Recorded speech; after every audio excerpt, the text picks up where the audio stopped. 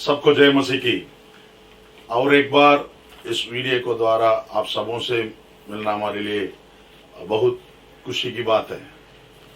आज भी इस वचन के द्वारा प्रभु आपसे बातचीत करें, प्रभु आपको आशीष करें।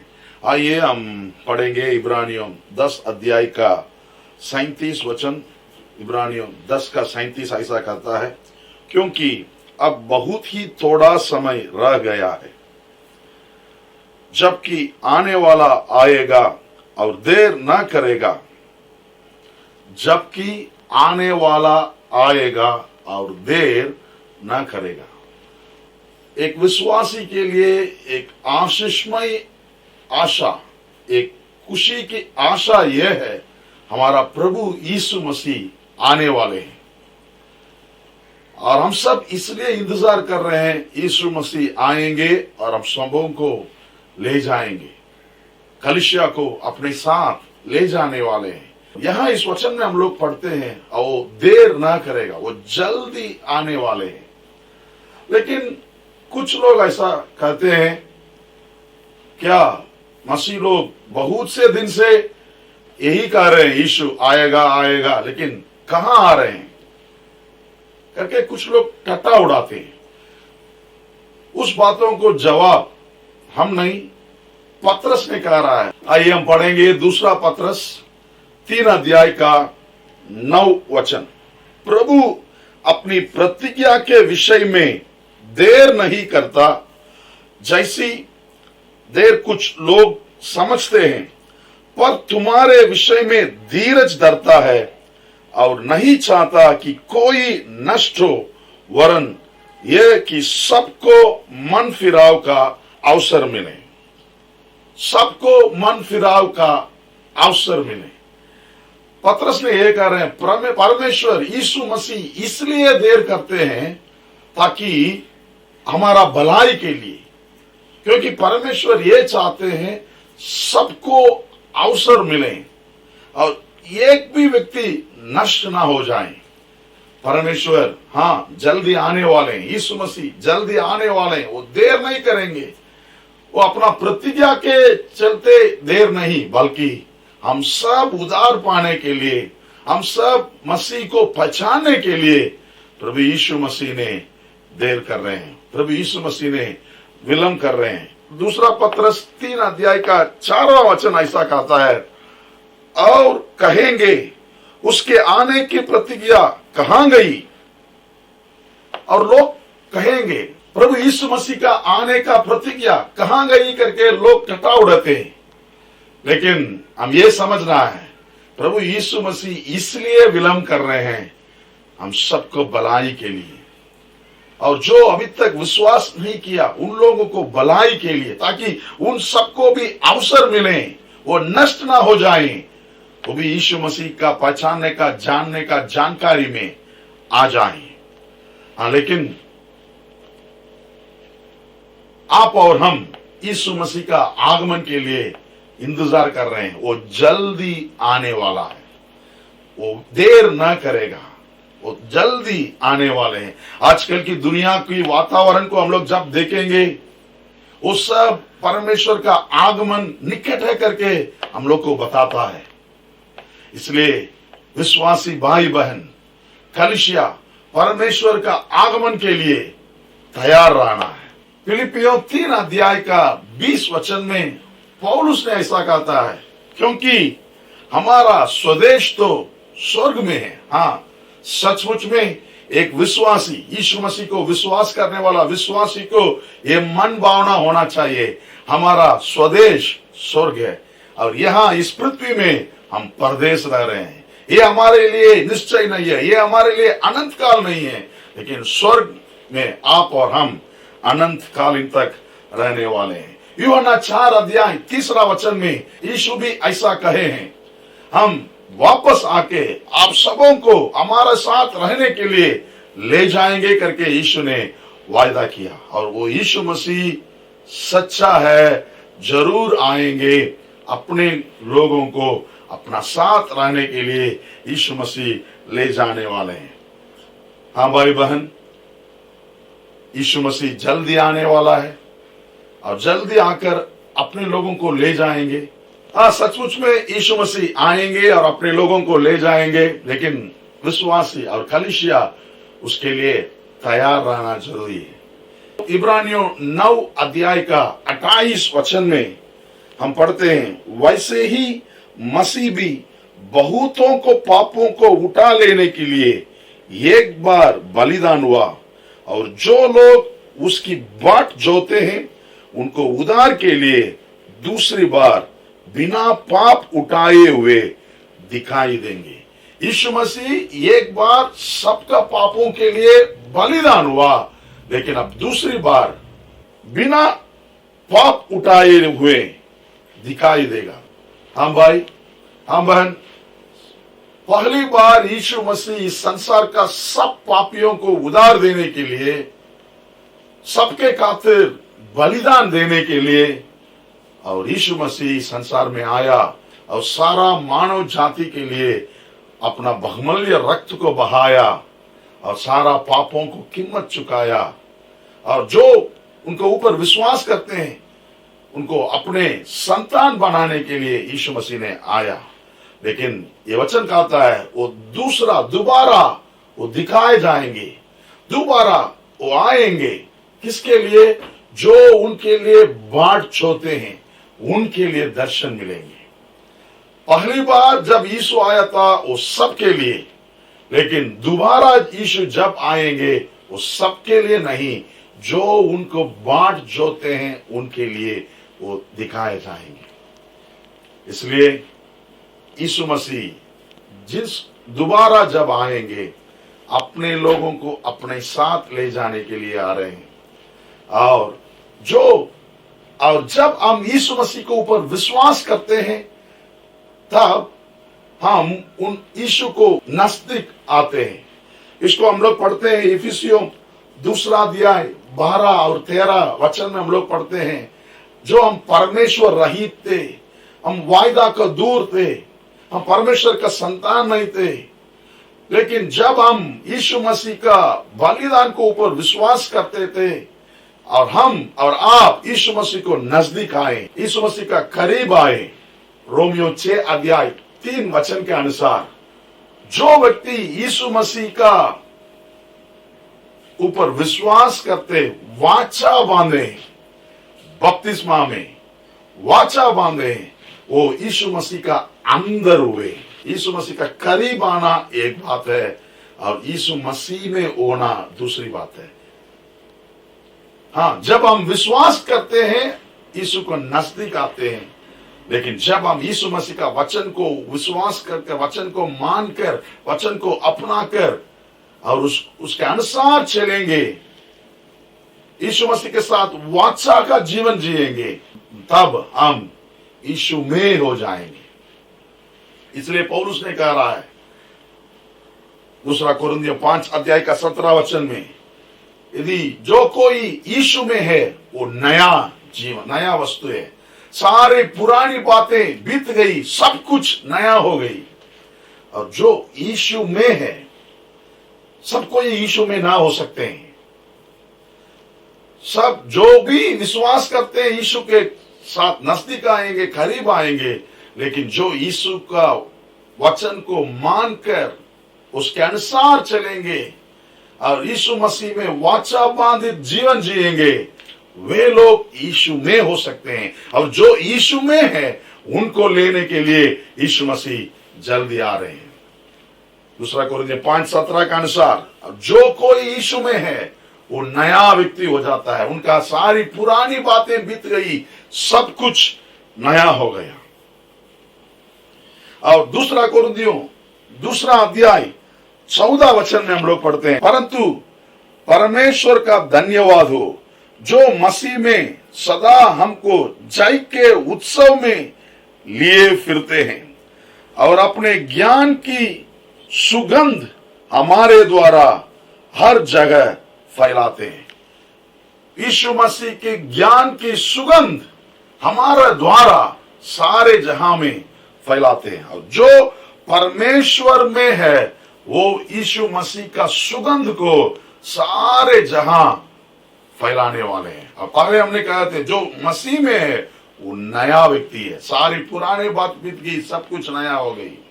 अब इस वचन में हम लोग पढ़ते हैं जो मसीह में है वो हमेशा विजय प्राप्त करते हैं और सारे जहां यीशु मसीह का सुगंध को फैलाने वाले हैं।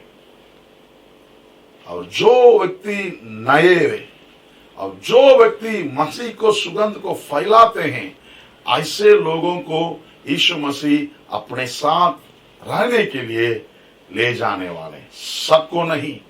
इसलिए आप और हम गवाही पूर्वक का जीवन जीना बिल्कुल जरूरी है। सिर्फ हम यीशु को विश्वास करते हैं, हम यीशु के साथ चले जाएंगे, यीशु हमें ले जाने के लिए आएंगे करके सोचिए मत। जो व्यक्ति नए जीवन जिएंगे उनको यीशु मसीह अपने साथ ले जाने वाले हैं। और जो व्यक्ति यीशु मसीह का सुगंध को हर जहां में फैलाते हैं, ऐसे लोगों को यीशु मसीह अपने साथ ले जाने वाले हैं। इफिसियों 4 अध्याय का 22 वचन के अनुसार पुराने मनुष्यों को उतार डालना चाहिए। जो मसीह में है वो नए जीवन जीना है, उनका नजर नया, उनका बोली नया, उनका सोच नया, उनका चाल चलन नया, सब कुछ मसीह यीशु को प्रकट करने वाला जीवन जीना है। आजकल बहुत सा विश्वासी लोग ऐसा कहते हैं हम यीशु को विश्वास किए, लेकिन उनका जीवन बदला नहीं, उनका चाल चलन बदला नहीं। सारे पुराने पाप लगातार उनके जीवन में है, पुरानी आदतें अभी तक नहीं छूटा है, पुरानी गंदी बातें, पुरानी गंदी सोच और पुराना सारा पाप को लेकर चलते हैं और सोचते हैं यीशु मसीह हमको ले जाने के लिए आएंगे। नहीं, मेरा प्रिय भाई बहन, आपको हम ये कहना चाहते हैं, हाँ यीशु मसीह जल्दी आने वाले हैं, वो देर ना करेंगे। लेकिन कैसे लोगों को अपने साथ ले जाएंगे? जो अपने पुराना मनुष्य को उतार डालकर नए मनुष्य होंगे, उन लोगों को ले जाने के लिए यीशु मसीह आने वाले हैं। इसलिए हम आपसे कहते हैं और हम नम्रता के साथ हम ये बोलना चाहते हैं, हम जो मसीह में है वो नया व्यक्ति होना चाहिए, मसीह के अनुसार सोच और मसीह का चाल चलन को चलना चाहिए। पुरानी सारे गंदी बातों को, गंदी वस्तुओं को छोड़कर एक नया मनुष्य होने के लिए हम कोशिश करेंगे। इसके लिए हम एक उदाहरण बोलना चाहते हैं। यीशु मसीह के समय में जक्कई करके एक व्यक्ति था, वो चुंगी लेने वाला था और वो पापी व्यक्ति था। लोग उनको घृणा करते थे क्योंकि वो अन्याय से लोगों से पैसा को लिया करते थे। लेकिन उनका सोच ऐसा था, हम यीशु मसीह को देखना चाहते हैं।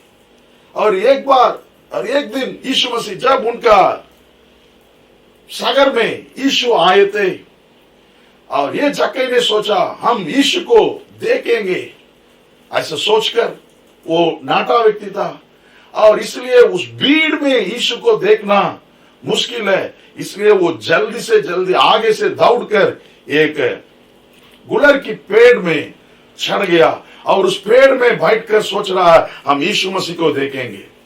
और यीशु मसीह जब उस रास्ता पर आए थे, उस पेड़ के नीचे यीशु खड़ा होकर पेड़ को देखकर ऊपर देखकर बोला, जक्कई नीचे आओ, मैं तुम्हारा घर में आना चाहता हूं। इस जक्कई को अचंभव हो गया, यीशु मसीह को कैसे मालूम है और इस पेड़ में हम बैठे हुए हैं और यीशु मसीह को कैसे मेरा नाम मालूम है? क्योंकि उन्होंने सोचा था कोई मुझे नहीं देखा, कोई भी व्यक्ति देखने का पहले हम इस पेड़ में चढ़ गए, हम यीशु मसीह को देखना चाहते हैं। हाँ भाई बहन, आप भी सोचते होंगे कोई मुझे नहीं देख रहा है, जो मैं कर रहा हूं उसको कोई नहीं देख रहा है। नहीं, यीशु का नजर हमेशा आपका ऊपर है। यीशु मसीह आप जहां भी हो, जैसे भी हो, यीशु मसीह आपको देखते हैं। इस जक्कई की कहानी में हम लोग आएंगे। तुरंत जल्दी से जल्दी उस जक्कई ने नीचे उतर कर आया और यीशु मसीह के साथ चलने लगा। जब यीशु मसीह के साथ चलने लगा, जक्कई का जीवन बदला, उनकी सारी पुराने बातें हट गई, नया व्यक्ति बन गया। अब यीशु से वो कह रहा है, यीशु यदि किसी व्यक्ति से अन्याय से हम लिया करते थे, उसके 4 गुना मैं वापस करूंगा। हाँ, यही सच्चा परिवर्तन है। पहले वो लेने वाले था, अन्याय से लेने वाला था, अभी देने वाला बन गया, नया। उनका पुराने बातें बीत गई, हट गई, अब नया व्यक्ति बन गया। हाँ भाई बहन, हमारा पुराना सारे बातें हमसे दूर होना है, मसीह में नया व्यक्ति होना है। और जो व्यक्ति मसीह में नए हो रहे हैं, उन व्यक्तियों को, ऐसे लोगों को ले जाने के लिए यीशु मसीह जल्दी आने वाले हैं। वो देर ना करेगा। यीशु मसीह नजदीक द्वार पर आ गए हैं और इसलिए विलंब कर रहे हैं।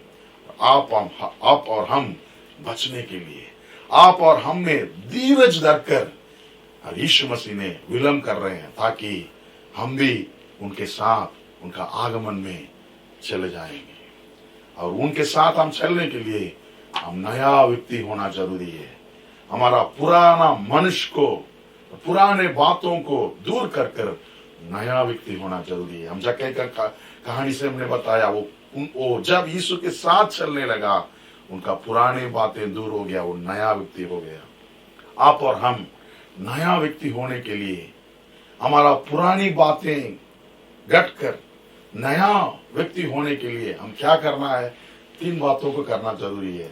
सबसे पहले संगति करना, जो हमारा मंडली में मसीह भाई बहनों से एक कलीसिया में हम संगति करना। जब हम बराबर संगति में आएंगे, उस संगति में हम मजबूत होंगे, हमारा चाल चलन बदलेगा, हमारा चाल चलन बदलेगा, हम नया व्यक्ति होंगे। और दूसरी बात, कैसे हम नया व्यक्ति होंगे? परमेश्वर के साथ हमारा संपर्क हमेशा रहना है। कैसे? प्रार्थना में, रोज सुबह और शाम जहां भी हो, हम परमेश्वर से प्रार्थना करना, हमारा प्रभु यीशु मसीह से बातचीत करना। जब परमेश्वर से हम प्रार्थना के द्वारा बातचीत करेंगे, तब परमेश्वर हमारा अंदर बातों को, हमारा चाल चलन को वो धीरे धीरे बदलाते ही रहेंगे। और तीसरी बात, हम कैसे नया व्यक्ति हो सकते हैं? परमेश्वर का दिया हुआ उस वचन को पढ़ना, पवित्र बाइबल को रोज पढ़ना और अध्ययन करना। और जो व्यक्ति बाइबल को पढ़ेंगे वो पाप से दूर रहेंगे, और जो व्यक्ति पाप में रहेंगे वो बाइबल नहीं पढ़ेंगे। हाँ, आप और हम नए व्यक्ति बनना है, परमेश्वर का वचन को प्यार करना। 3 बातें हमने बोला, याद रखिए। संगति करना, जिस मंडली में हम है उस मंडली में, उस कलीसिया में बराबर जाना है, पास्टर के साथ, पादरी के साथ मिलकर सेवा में चलना है, विश्वासियों मिलकर प्रार्थना करना है, संगति करना। जब उस संगति में हमारा पुरानी बातें दूर हो जाएगा, हम नया व्यक्ति होते ही आएंगे। दूसरी बात, परमेश्वर से संपर्क करना, प्रार्थना में रोज सुबह और शाम व्यक्तिगत प्रार्थना, इंडिविजुअल प्रेयर करना जरूरी है। और तीसरी बात, परमेश्वर का वचन को अध्ययन करना।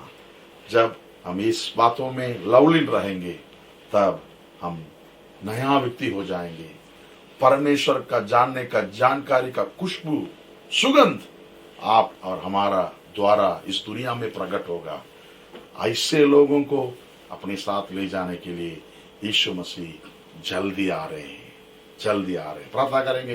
प्यारे प्रभु जी, मैं धन्यवाद देता हूँ इस सुंदर समय के लिए, और जितना भी भाई बहन आपका आगमन के लिए अपने आप को तैयारी करते हैं, प्रभु जी उनको अनुग्रह दीजिए। हमारी सारे पुरानी बातों को दूर कर कर मसीह में नया व्यक्ति होने के लिए अनुग्रह दीजिए। और जहां भी हम हो, और ऐसा अपने क्षेत्र में, अपना स्थान में परमेश्वर का जानने का, जानकारी का सुगंध को फैलाने के लिए अनुग्रह दीजिए प्रभु जी। जितना भी भाई बहन इस वचन को सुने, आशीष कर उनका जीवन में बहुतायत का, उनका जीवन में बहुतायत का आशीष आने पाए। सारे इज्जत, आदर, महिमा आपको देते हैं, नासरी यीशु मसीह के नाम से इस विनती को मांगते हैं, आमीन आमीन। God bless you. और एक वीडियो के द्वारा आपसे जल्दी मिलेंगे। Until then, take care. God bless you.